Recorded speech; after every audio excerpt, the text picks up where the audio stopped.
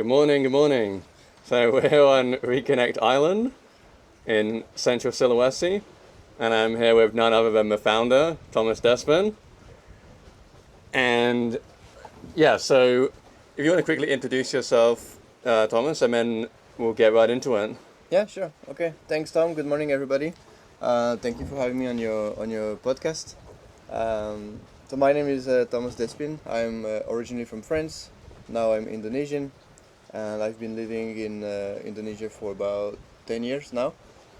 And here we're on Buka Buka Island, where I built a sustainable resort called Reconnect, and which Tom helped me fund back in the day, before the COVID era. And and today here we are making this podcast. So thanks for having me. Yeah, awesome. Thanks for coming on. Take us right back to the very beginning of when you first came to Reconnect Island. Like, how did you wind up here at Buka Buka Island, looking around? How did that come to be? Well, so I was living in Bali already back in the day, so for about 2 3 years, and I used to do e-commerce, mostly drop shipping, back in the good old drop shipping days, and after a while living in Bali, I felt like I didn't see much of Indonesia.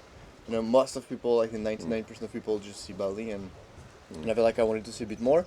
And a friend like invited me to visit Sulawesi and to see like this land on an island, and I didn't really have the intention to buy it back in the day, but I thought like, hey, let's just do it. It's a cool thing to do. Let's just visit Central Sulawesi and see what it's like.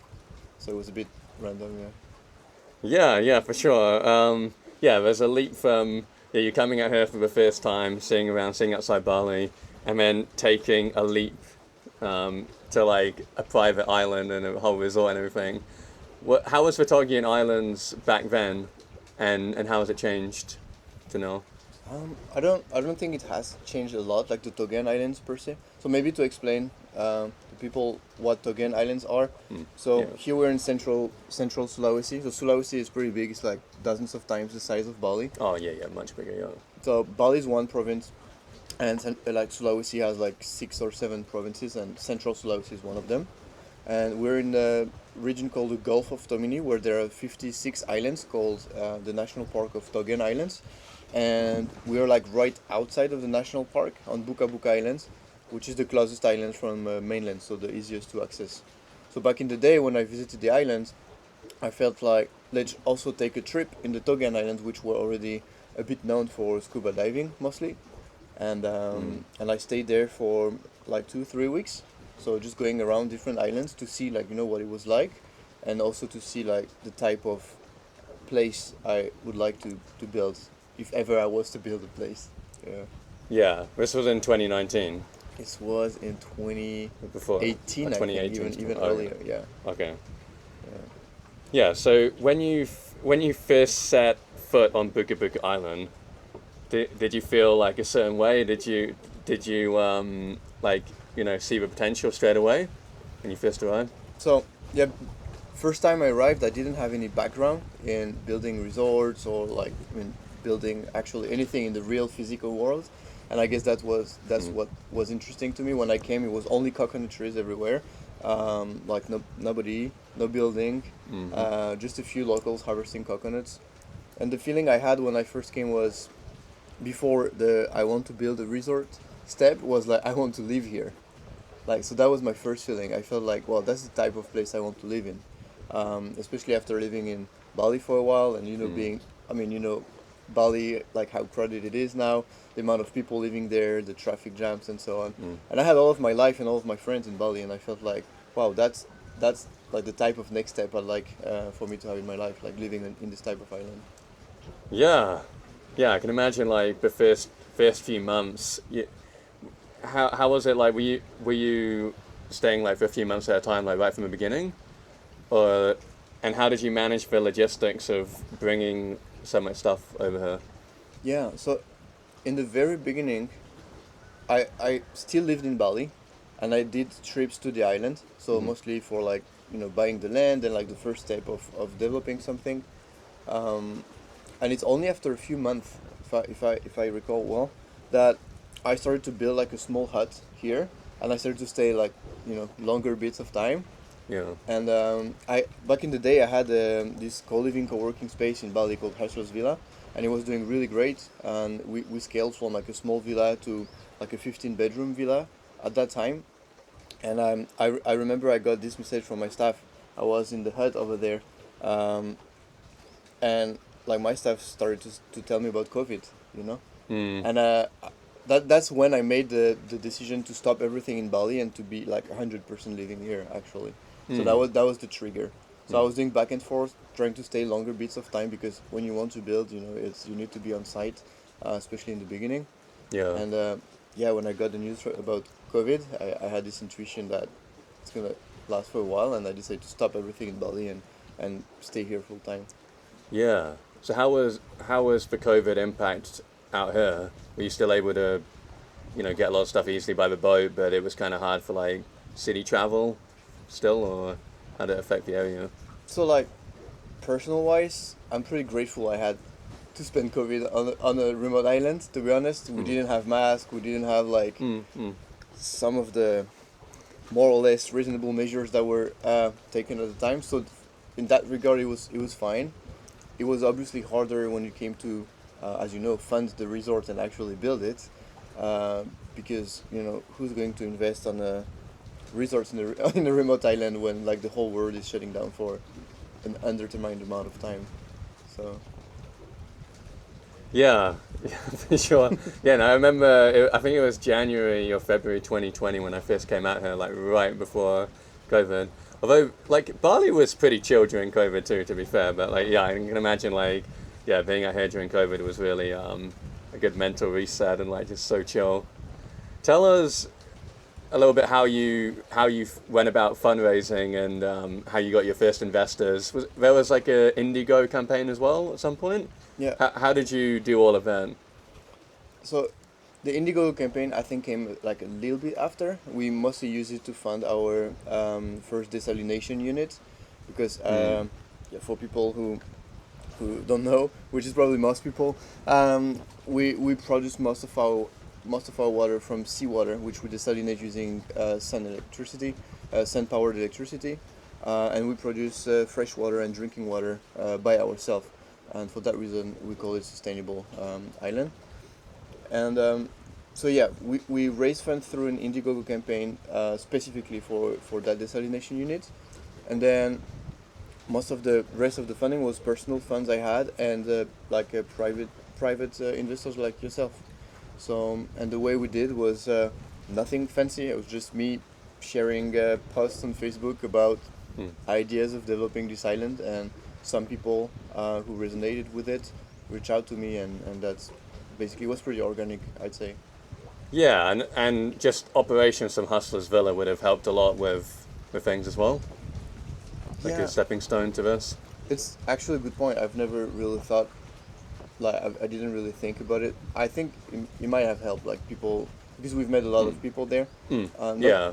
I don't think any of our uh, investors, maybe besides you, I forgot how we met in the first place. Yeah, because we met in Hustlers Villa in the Exactly, first so place. that's So the I, case, yeah. I thought that was like quite an advantage that you Yeah, grown an existing project in Bali over the past, like, yeah. because it had been at least a couple of years you were doing that before, right? Yeah, I've done it for like 2-3 years, and Yeah. yeah.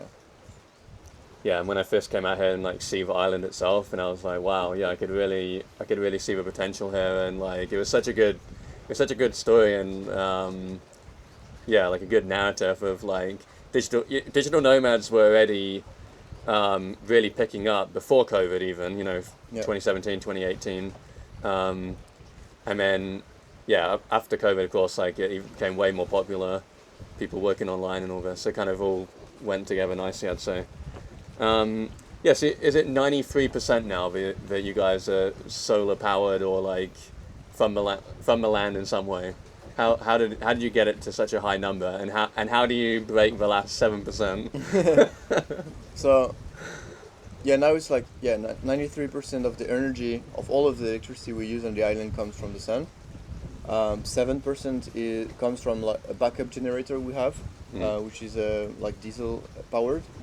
Um, with so it's easy to get solar energy that works like 70 or 80% of the time, I'd say, but the last percentage are like the most expensive, The backup and stuff. yeah. Yeah. Just in case it's like really cloudy for a long time or something. Exactly, yeah, exactly. Yeah. So if it's cloudy for a long time, or if it's rainy for like 2 3 days in a row, obviously you get like much less like sun power. So right now I'd say we have 40,000 watts peak of production. So everything's on the roofs, and yeah, and we have something like 40 lithium batteries storing energy. So, and the last 7%, I think we'll wait for a while until we get there. Yeah. I was going to ask what the biggest challenge was during the entire construction phase, but I'm sure that time when you bought the desalination unit from the boat over there would definitely be like high on the list.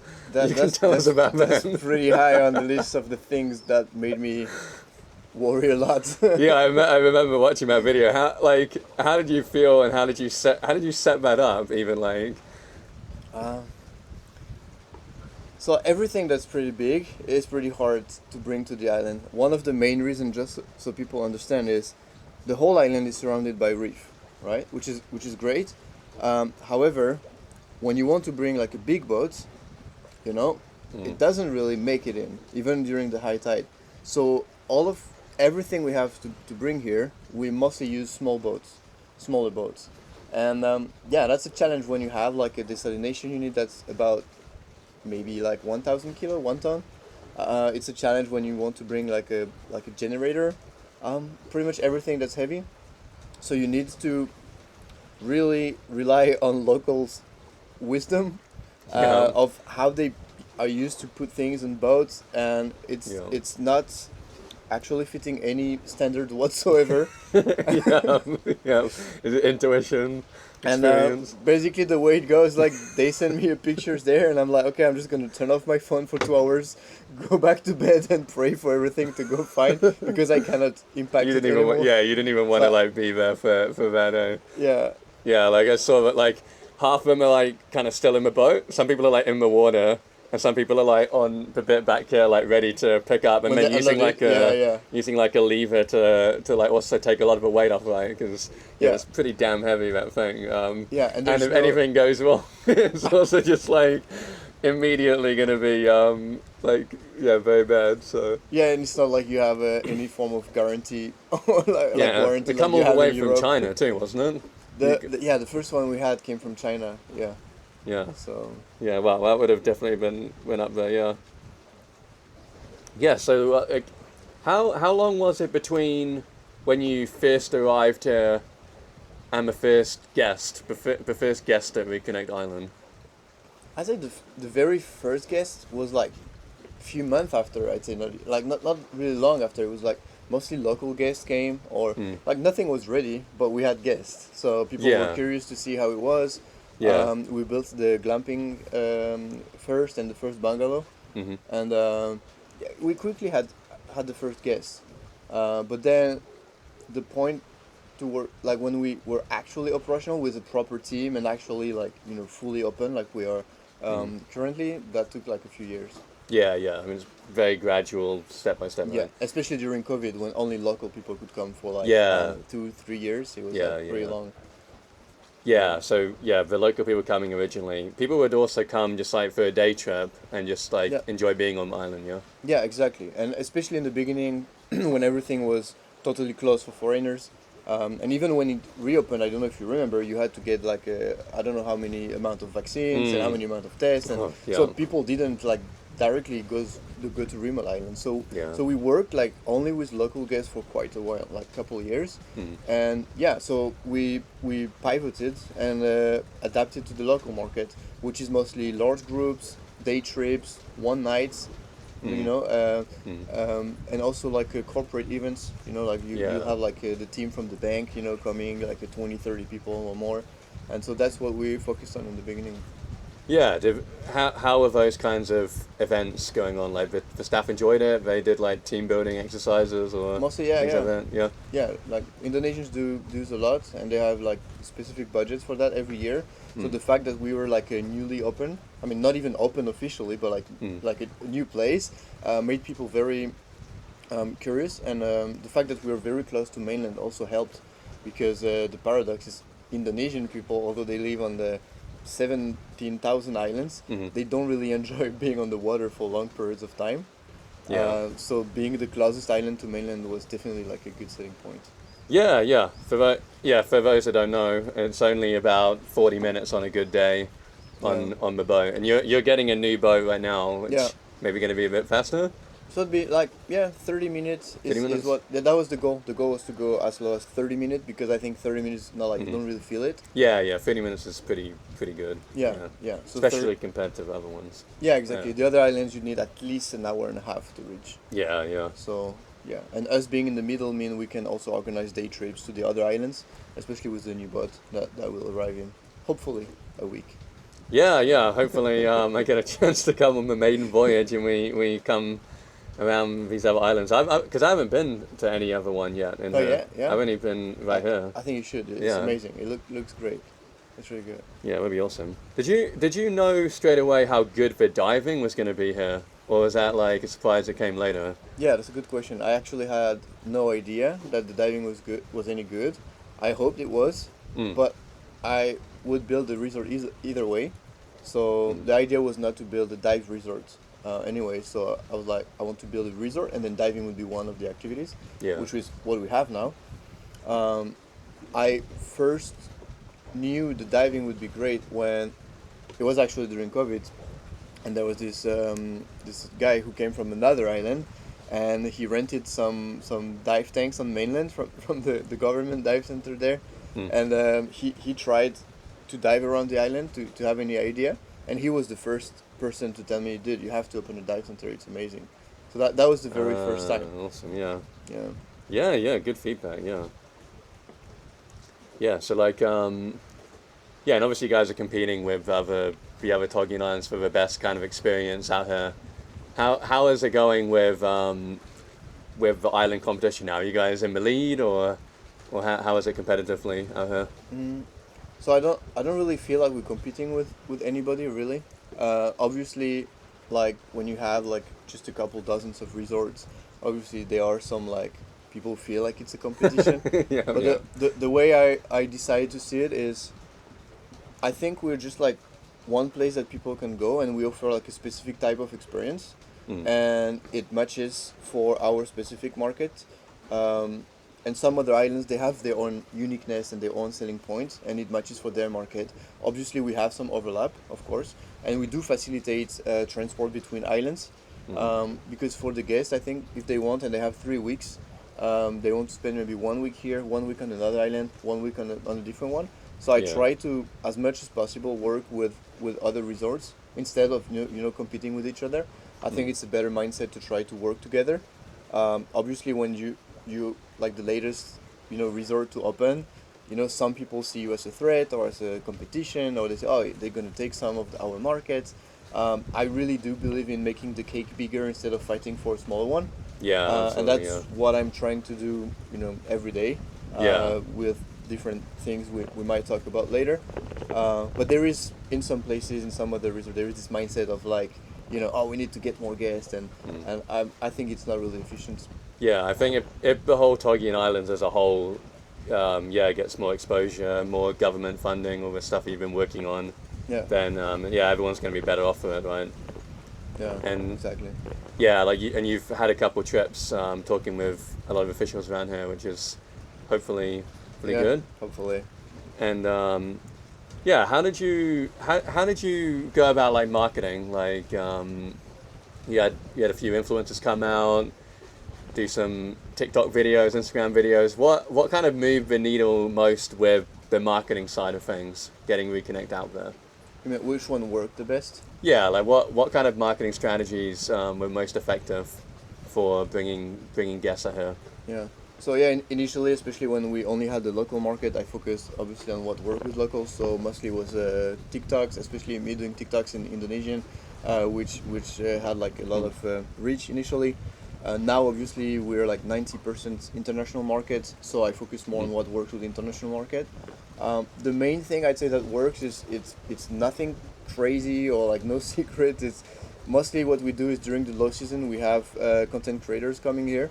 um, with reach on our specific markets. I don't really focus on like amount of followers anymore. I used to look at it a lot, but It's then all you in the can, niche. yeah, you can cheat a lot with those numbers. And so now what I do is I focus on people, even with a low amount of followers, as long as they create content that we like and that we feel like, oh, that's the type of content we want. That's what I focus on. Yeah. So it's pretty organic. Like a lot of people reach out to us, and then I'm just creating, like seeing like which are um, creating the type of content we want to post. So that's one of the main thing. Obviously, we are on Airbnb, on Booking.com, which is, to be honest, it's actually less than 30% of our bookings. Like 70% of our bookings are direct bookings, which I'm really grateful Yeah, for. that's really good. Yeah, saves a lot of OTA fees. Exactly. For Yeah. anybody who knows anything about the hospitality industry, you know how high those fees are. Yeah. So having a lot of direct bookings is a good thing for us. And yeah, and when I also ask people, how did you find us? Yeah. And I always expect like an answer which will help me, because if you find us through this channel, I want to focus on that channel, right? Uh, but unfortunately, the main answer I get all the time is, oh, I was just looking at Google Maps. I was just looking at the area, and then we saw this island, and we felt like it might be cool. Oh, So okay. So it's actually surprisingly, So it's a lot of organic Google Maps reach. Just being I out here. like yeah, I think like 75% of the Oh, people I ask, okay. how did you find us? Yeah. They just tell me it. We find you on Google Maps, Oh, okay. which Alright. which is great, but a bit annoying as well, because then I'm Yeah. like, okay, what do I do with that information? How do I focus more on that? Yeah. Um, You had like a billboard at the airport at some point too, wasn't it? At Ampana? yeah, You still yeah. have that, or? We don't because the traffic is super low at the moment, so I don't think it's an efficient way Okay. for us to spend our marketing money. But it's also pretty cheap, so we might as well just do it again. And it's like a couple $100 a year, so in a small Yeah. airport, yeah. I wonder if it's worth doing at Luwak or Palu. Yeah, so most people who arrive, so Luwuk and Palu are local airports where people fly when they get in Sulawesi, and from those airports they can reach us, and we arrange everything inside Sulawesi. So if you arrive in Luwuk, we can arrange a car, we pick you up at the airport, and we bring you all the way to the island. So it's easy for people, and they don't have to think too much about transport. The thing is, when people arrive in Luwuk, most of them they already booked their stay, right? It's not like they arrive in Luwuk and say, "Oh, reconnect, that sounds great. Yeah, yeah, Let's just book there, right?" yeah, Unless they're backpackers and they just book a flight and then figure it out. yeah. And to be fair, backpackers are not our main market. That's actually the way we differentiate ourselves with other resorts. Is we focus on the more like a higher end market. Obviously, everybody's welcome. Locals, backpackers, and like everybody's welcome. But our main focus is now we try to go more towards like a higher end market, because that's a market that nobody is serving in this part of Indonesia. And that's also one of the reasons why I say we don't really feel like we compete with anybody. Yeah, Because we that's have good. rooms which are like 2 or 3 times more expensive for our most expensive ones. But then on the lower end, we are also pretty competitive. So. Yeah, I think it's really cool with the the monthly stays too. Like, get yourself like completely taken care of out here. Food, like, yeah, food, coffee, all of that right here. You Yeah. got your quick Starlink internet, like a really good place for a digital nomad to come out here and spend like a month or Yeah. even more. Like some of your guests have been. That's pretty awesome. Yeah, that's part of what we try to do to fill the low season, because the low season here is not because of the weather actually. So even during the low season, you can get great weather. Today is not a good example of that sentence, but A little bit cloudy today, but yeah, still but alright. It's mostly during reasonable. during low season we still have great weather. It's low season because it's low season for people in Europe, which is our main market. It's not like in Raja Ampat, for example, where they have like big rains and like it's actually hard to operate. We can still operate during low season. So the goal with digital nomads was, how do we make it so people still come during low season? How do we like maybe reduce our margins, but then focus on longer stays, and people can live here monthly? I think you've met with Ryan. He booked for 4 or 5 months here, and he's working online from the island, Yeah. and So that's one thing we try to do to still have bookings during low season. Another one being organizing island weddings, which we have in the end of March. So people book the whole resort for their wedding. They come for 1 week, 30, 40 people, and yeah, and they just have their wedding here, and we organize everything for them. Yeah, that one's gonna be awesome. Yeah, that's the first wedding here. Yeah. Yeah, we have the Exciting first in the end time. of March. Yeah, exciting.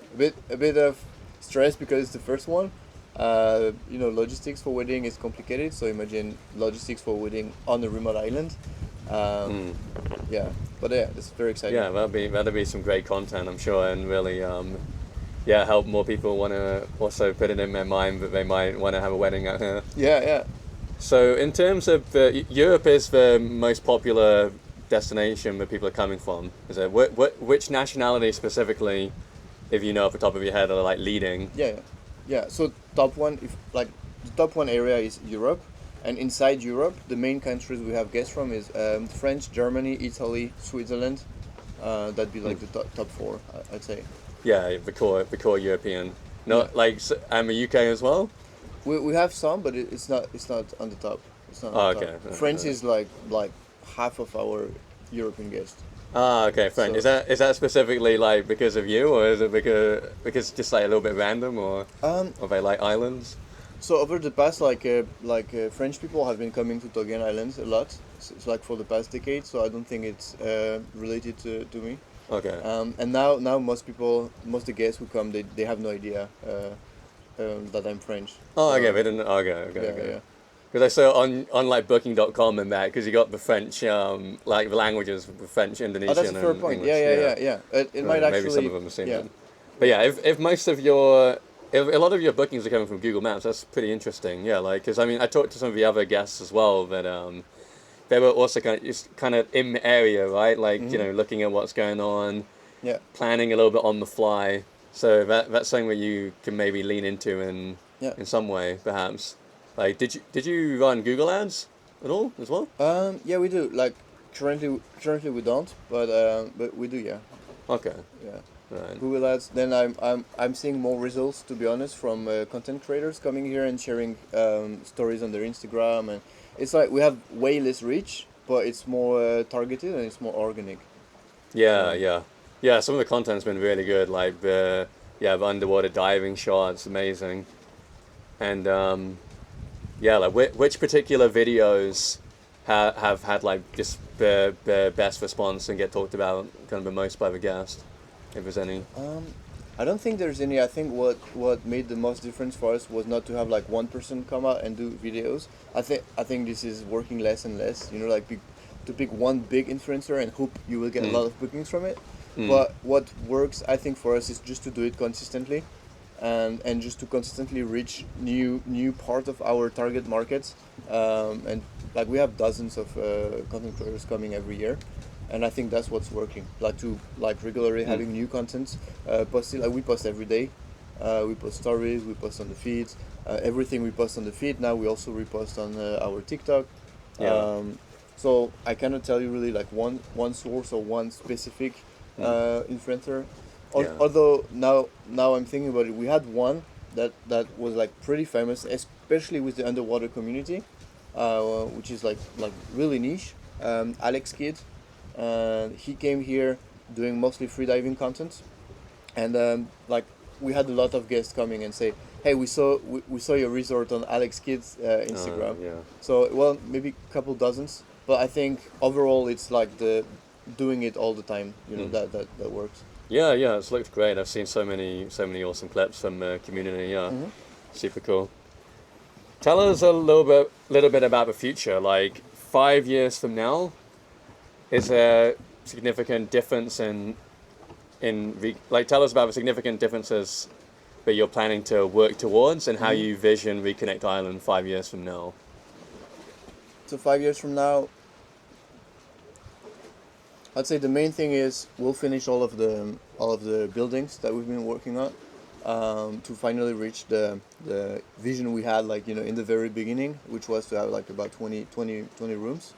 20 rooms is for me a sweet spot where like financially it makes enough sense, with occupancy, like the amount of staff you need and so on, because you don't need twice more staff with 20 rooms. as compared to like 10 rooms. So 20 rooms seems to be a sweet spot for us. I don't want to have too many rooms because then it feels like overcrowded. Yeah. That's one of the goals. Currently we operate with 12, and so like slowly I think in 1-2 years we'll reach 20 rooms. And then the next developments I want to do is to focus on increasing the level of service, because I think that's how we can really increase the revenue and the profit for the resort.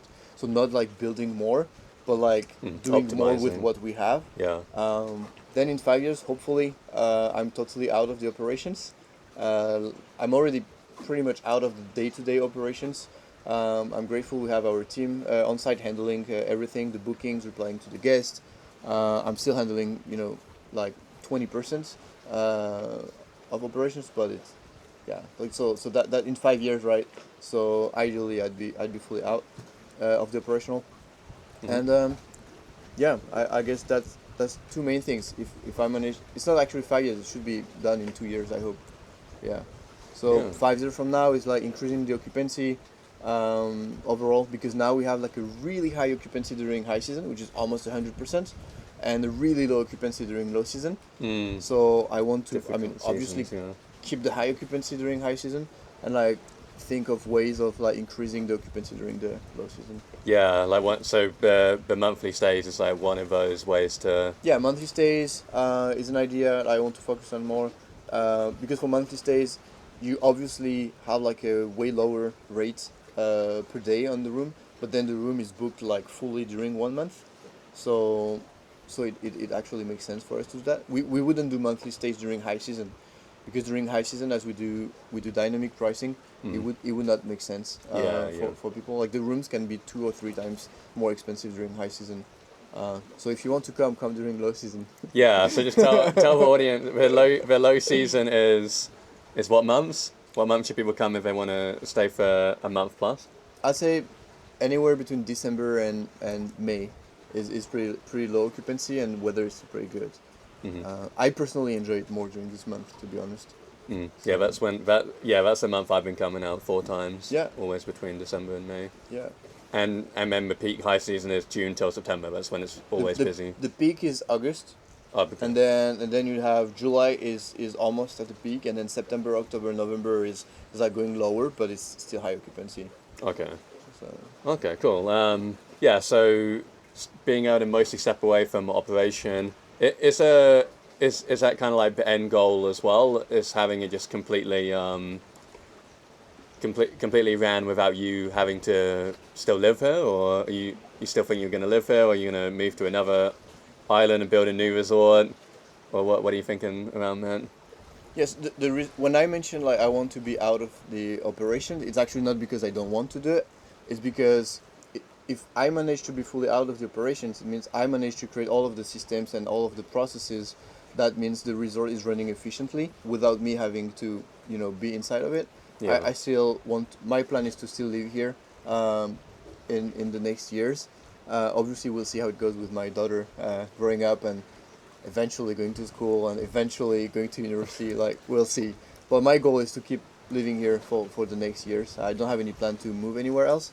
And obviously, one of the main goals for me personally would be to manage to scale and to leverage everything I've done for the past 7 years on this island and to apply it to other projects, either other people's projects where I could just consult and help them getting it done.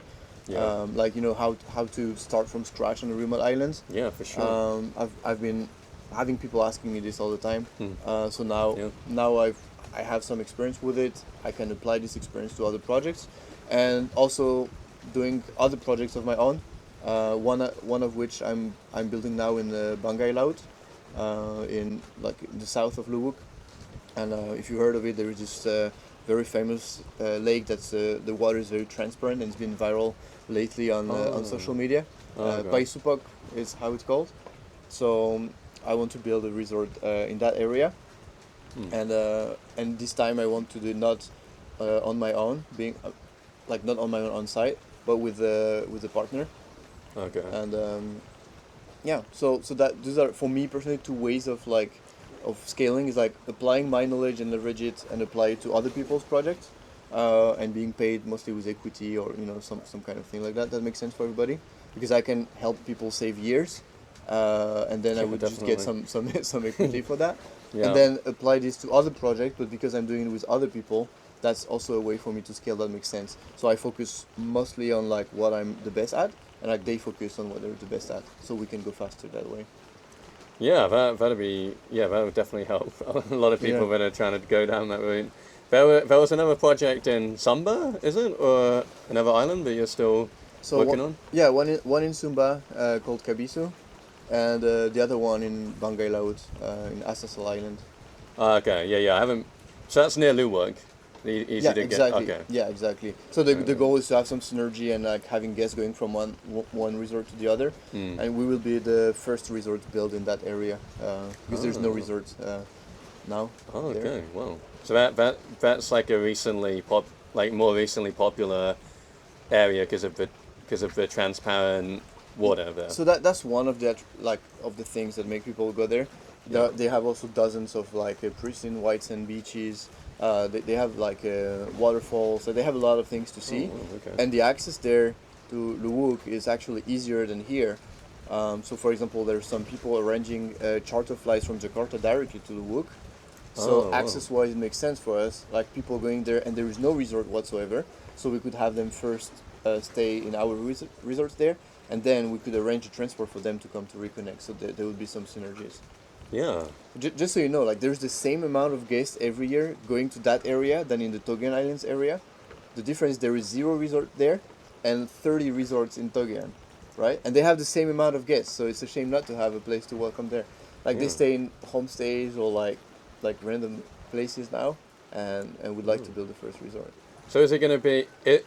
Is the other resort going to be kind of like part of the Reconnect brand, like visibly connected, or is it like kind of carving its own, its own unique brand? So it will definitely work together and collaborate with Reconnect, but it will have its own brand, especially because I'm working with totally different people on that one. Also for the funding part, it's totally outside. So it's a totally different like brand and business. However, like there's obvious synergies working together, and with me being involved in both of them, sending guests from one to the other. Cool. Yeah, and how has living on Reconnect Island kind of changed you as a person overall? You mean for Uh, me personally, or for people yeah, in general? for you personally, what like living on this island? What has it kind of amplified like characteristically? How have you developed and changed as a person since you came out here to live? Yeah, well, that's probably a whole podcast of its own. But I'd say the big lines would be like patience is definitely a thing that changed like a lot, Mm, mm, especially when you're working with Indonesians and especially in remote areas of Indonesia. So first, the language is a thing you need to work on. So fortunately, I speak Bahasa fluently, but then even so, like the way of like people work here is very different pace, and you need to get adjusted to that, and you need to like one thing that changed the most is like this approach of do I want to be right or do I want to get things done? Because a lot of things that you would see, you would feel like this isn't how it should be. mm. But then it's like, do you want to care about that or do you want to care of like, okay, fine, but what do I need to do to get things done anyway? Yeah, for sure. That's one shift like I had a lot like during the past 7 years here. Yeah, I can imagine that one for sure. Yeah. Yeah, like getting used to the work culture and everything. Yeah. What is the craziest thing that's happened on the island that's like kind of the best story that often comes up or that you've told to people? In what regard? I mean, with guests or Yeah, with just locals like or any really good story that kind of captivates people when you tell them. uh, If there's any good example, then I'm not sure I have one like from the top of my head, okay. like a crazy story, but okay, one that's like a bit like strange to most people is, Indonesians believe in spirits, right? You've been living in Bali for a while, and Yeah. they do also believe in spirits here, and but in different spirits. So like back in the day, like initially, um, people always told me about like the spirit of the crocodile that was around this island, and it was very interesting for me because I obviously have zero belief in those type of things, but they really do believe in it. So there was like this kind of situations where it happened that one of the staff was like possessed by the spirit of the crocodile, and for me, it was a bit like, it's like I don't believe in it, but I'm still witnessing something I've never seen before, and I was like questioning myself, like, do I start to believe in it now, or like you would see the person acting like it's actually she's actually possessed by a spirit, Wow. and you're like, there's no way she's making this up, and I think because it's like when there is this like collective belief that it's actually happening, like then they would run and like call the ancient guy on the island, and like he would just come and read some prayers or whatever, and rubbing some kind of chili on the on the arm, and then it would stop. Wow, And that's how you bring someone back from being possessed. By the spirit of the crocodile, and it's a very like local belief. It's not like something like, it's not specific to any religion. It's like very localized. Yeah. And since some of the staff like we changed, and like now most of the staff they don't have those beliefs, suddenly it doesn't happen anymore. For the past years we never had anybody possessed. Everything's safe, everything's fine. Never happened to any guest as well. But that was definitely something that made me not question my beliefs, but like make me ask, like the way I approach like people's beliefs is like, if you have a group of people who collectively believe in one thing, for them it's super real. Yeah. You know, and whether you believe in it or not, like it's like I'm not gonna prove them that for me it's wrong, or it's not happening, and then you need to go with it and just like adjust to like what people believe. That's why we say that perception is reality. After all, how people perceive things is each person's reality, and when there's like a group, thinking that, then exactly. If you could get one person to visit Reconnect Island, anyone, who is the top of the list, and why? This one might be controversial now. I think I know who it is as well. Yeah, I think let's do. Yeah. It's okay. I mean, Elon Musk would be first, like by far actually. Yeah. I mean, I have actually a couple. Like Elon Musk would be the top one, most controversial. Obviously, I'd like to thank him for creating Starlink. Then I'd have probably Naval Ravikant. That'd be close to top one as well. If I can, let's say I can pick three because I want to choose. Yeah. Third one would probably be Tim Ferriss. Yeah. Before our work week. Yeah, that's and also his content is just amazing in general. The consistency of this guy is just outstanding, and if I could get any of those three on the island, that would just make my day. But Tim Ferriss was also one of the reasons I had this huge mindset shift when I was still like, I don't know, 16, 17 years old, when I first read The 4-Hour Workweek. Now if I read it again, it sounds a bit of garbage, but it's not the point. The point was like the paradigm shift I had when I read it, which actually made me question everything I thought was real, and that's how it is. Yeah. And just for that, I just like to thank him. I think that's like a core thing about books is like, they gotta shift beliefs and mindsets. It's not just about like, the what and like the words on the page. It's like the mindset shift, right? That Exactly. You're thinking about the world in a whole different way with that book, right? Yeah.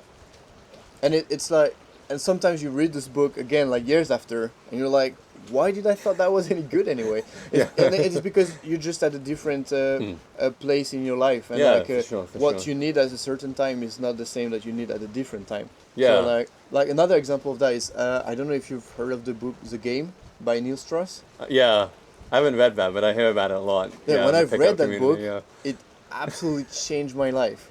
Yeah. But then I've read it again years later, and I was like, this is absolute garbage. Because, why did I even like this?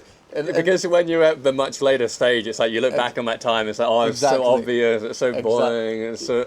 But it was like the core ideas and assets that you needed at the time. Yeah, I think that's the kind of logic. Yeah, I think there's a right time to read some, and there's some books you can read like 20 times and you will still learn something from them.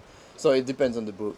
But like those books, 4-Hour Workweek, The Game, some books like this, once you like pass the shift, it sounds like so weird to read again. Yeah, for sure. So, on the island itself and like the diving areas, where are the top Instagram places for people to get a good picture, and it's going to look amazing. Where are the top spots? Tops. I think the favorite spot for people is right where we are during sunset. Like sunset is right over Yeah. there. I've been And, watching sunset like almost every night from here or the beach. Yeah. Yeah, I think that's definitely the top one. Yeah. And then people love the spot at the back of the island. We have like this white sandbank. On the opposite side. Yeah, exactly. You can walk. It's yeah. like 30-minute walk or like 10 minutes by boat. Yeah. And it looks very nice, especially during low tide, because then you have the sand come up. I mean, the water come down. So yeah, and people love to go there and take Instagram pictures there. Yeah, I've got to walk around the island a lot more. I only kind of have one walk so far. But yeah, with some more guests, maybe we can get like a little group hike going on. Yeah. I remember right at the beginning you took me to like the water source. Oh, the holy water. Yeah, yeah. And then there was another time when I went out free diving on the other side. Yeah.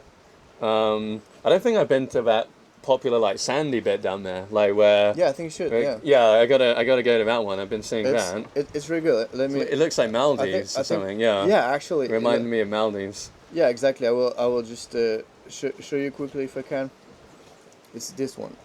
That's the one. I don't know. And you can see the coral clearly in there too. Yeah, the coral's amazing, and even hearing from Ryan too, like that he saw, you see like some big tuna, seen like even some sharks sometimes down here. Reef sharks, turtles, lot of like dozens of species of fish, barracudas, dolphins. Pilot whales dolphins as well. sometimes. Yeah. Even whales as well. Pilot whales, yeah. So Wow. small whales, but small one. Yeah. And the sharks, just so people know that the reef sharks are the harmless ones, not dangerous sharks. True. everywhere. Yeah. People just believe that sharks are dangerous. They're like nice sharks, like small sharks, really friendly sharks.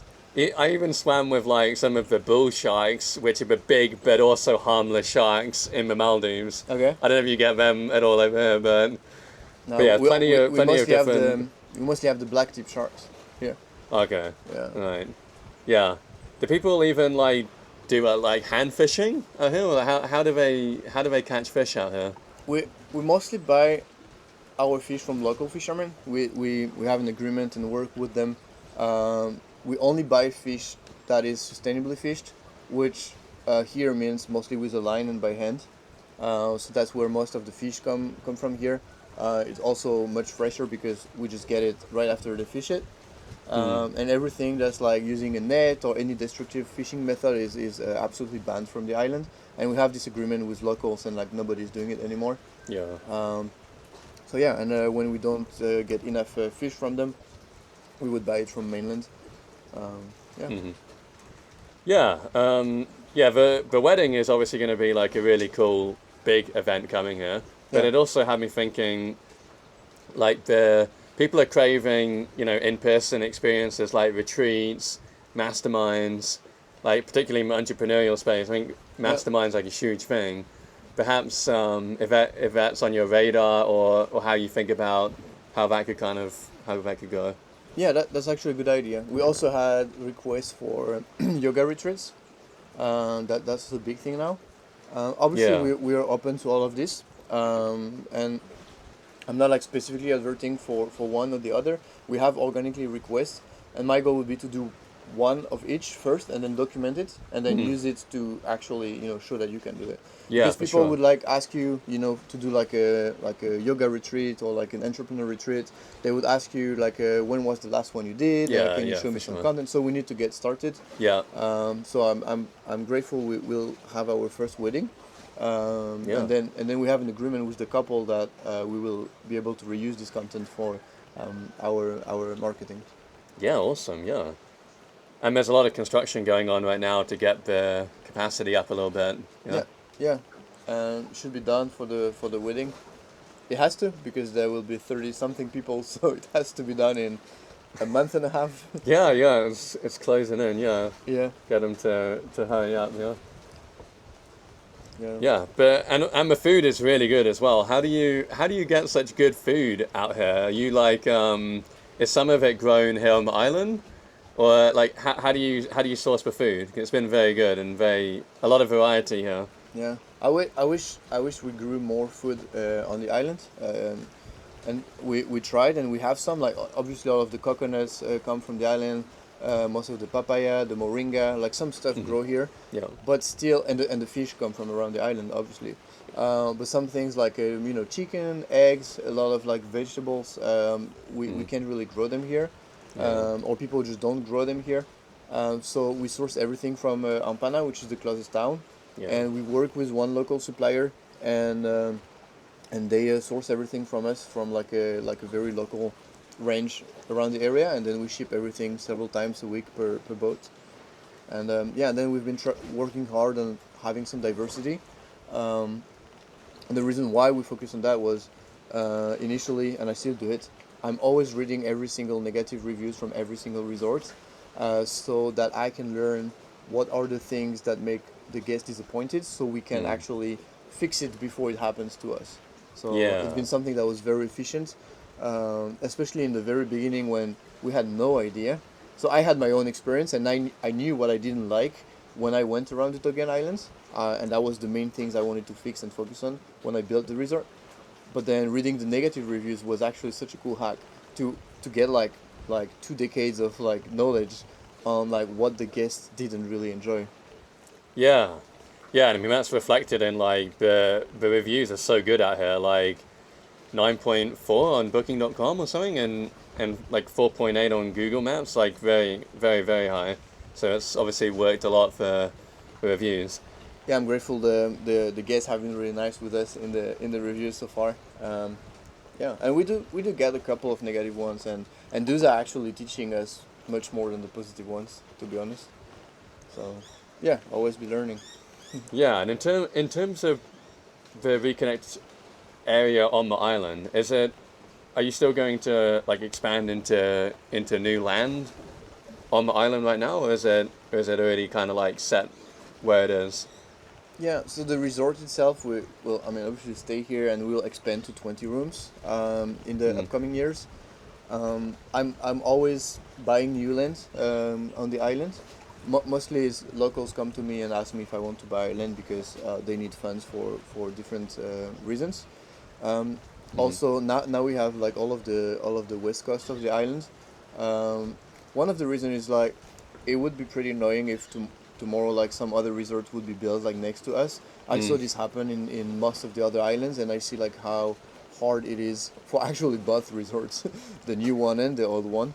Um, and I also believe each island should have like a fixed carrying capacity, just to make sure it's still sustainable and we don't go towards like mass tourism.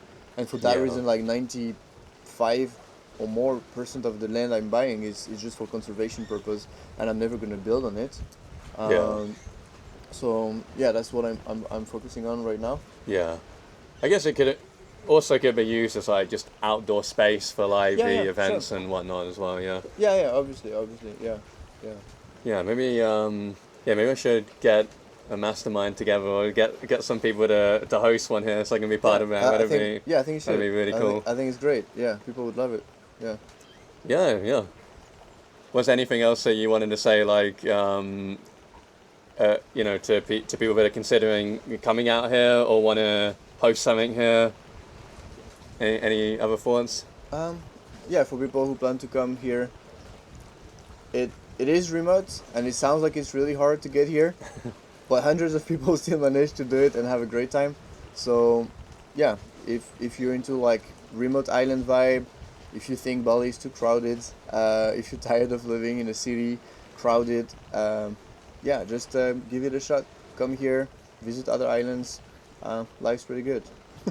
Yeah, for sure. I mean, like, it was, yeah, like when I first came over here, obviously it felt longer, but like as the trips have gone on, especially with with the other like very nice CC Air 1 hour Cessna fly, which is an awesome experience because that was the first It's actually time. part of it. Yeah, that's definitely part of the experience. I that was the first time I'd been on a little plane like that. It's That pretty cool. was that was really a highlight. It was very cool sitting right behind pilots, and you became friends with a pilot too. Andrea, yeah. Yeah, it's that's like awesome. like that's also a thing that I really enjoy living in a remote area, like in general. it's like everything, like you get to know people, like it's like there's more like human touch, which you don't see anymore if you live in a big city, or like everything is more like colder, I'd say. Not only the weather, but like I guess people in general. And Yeah. here's like, yeah, you get to know the pilot of the plane.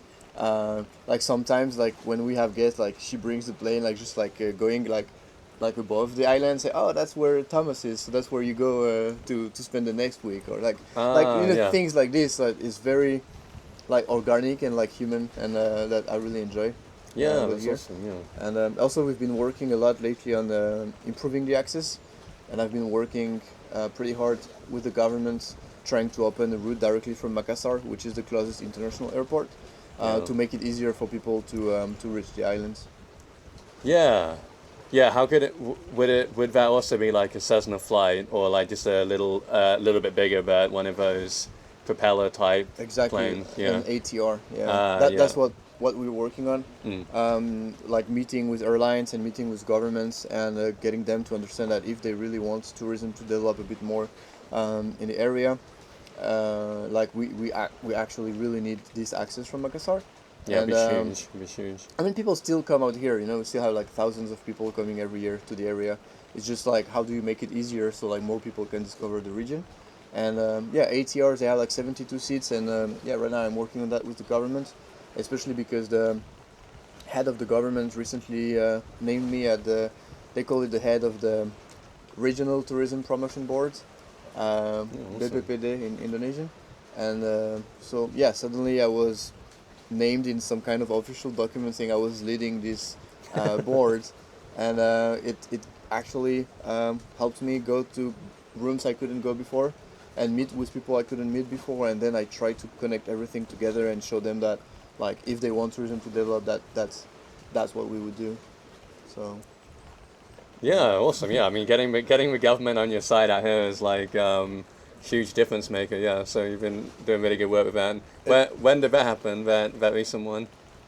when so You were named as the. it's pretty recent. It was like a couple of weeks ago. Oh wow! Yeah, So congratulations. Yeah. yeah, thanks. And working with government is definitely like a whole different world. I'm discovering right now it's a world of its own, with its own rules. It's challenging and very interesting, I'd say. Yeah, yeah. What do you if you can get them to do one thing right now?